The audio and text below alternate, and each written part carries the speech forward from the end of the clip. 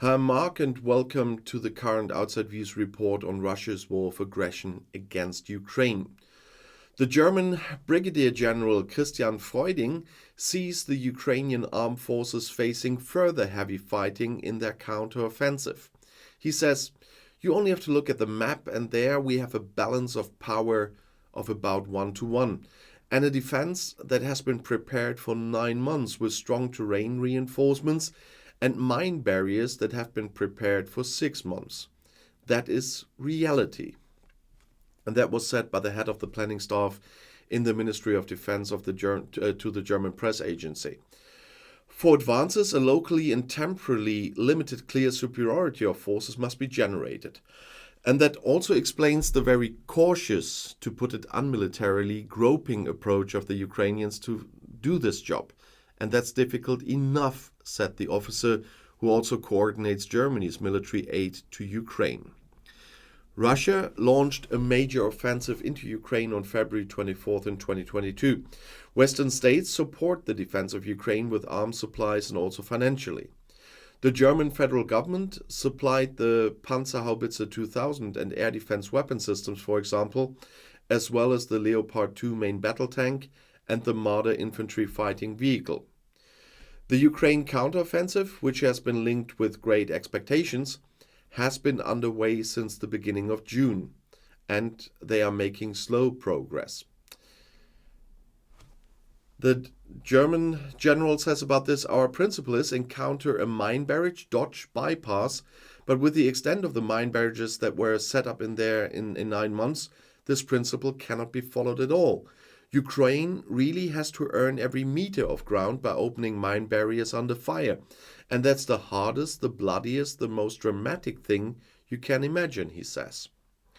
Germany therefore reacted at short notice and in the last few weeks delivered another 14,000 rounds of smoke ammunition in caliber 155 millimeters to help ensure that opening is at least not possible under direct observation and enemy action.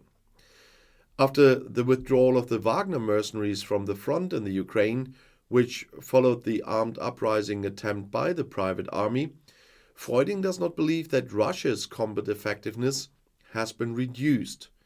They are weakened, but purely numerically. We're assuming a number of between 15,000 and 25,000 fighters, some of them very well equipped, very experienced now, he said, but he would not use a rating such as decisively weakened. Judging by the volume that is still available to Russia and the possibility of mobilizing reserves, this will not fundamentally affect Russia's ability to conduct military operations. After the aborted uprising, the Wagner organization had to relocate part of its military activities to Belarus. And the Russian intention is probably that they get out of the country first in order to reduce their opportunities to stir up trouble in Russia, as Freuding said. A military intention cannot yet be discerned objectively. He says, "We currently see no signs that there is any concrete military threat to Poland or Ukraine, but I can understand why Poland is stepping up its national defense measures." Asked if unrest in Russia following the recent ousting of generals was a glimmer of hope for the West, he said it was wishful thinking at the moment. But possible fault lines in the power structure became apparent. He said, "What we are of course observing and what we can all understand, that not only on social media but also in public reporting, is that the monolithic unit of Russia's military system is also clearly showing cracks. How far they reach and whether they reach so far that they affect the operational value of the Russian troops in Ukraine can hardly be assessed seriously from here. But it's obvious that they exist, and they can also have long-term effects on the inner structure."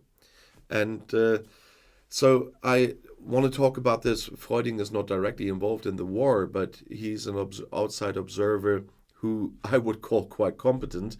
And so I want to give you this other outside view here from a military expert on what's happening now. But of course, we all knew that the Russian troops had time to prepare, and we all knew about the mines. And if they build up minefields in such an extent that you can not just use the normal tactics for it, it is, as Freuding said, a long and bloody fight. And that is unfortunately what we will have to expect. And nobody should expect any major wins of territory by the Ukrainians on the short term. This is a long grind, unfortunately. And if you want to know more about the developments in this war, the next video is right here in the end screen. I'll see you there. I'll be back.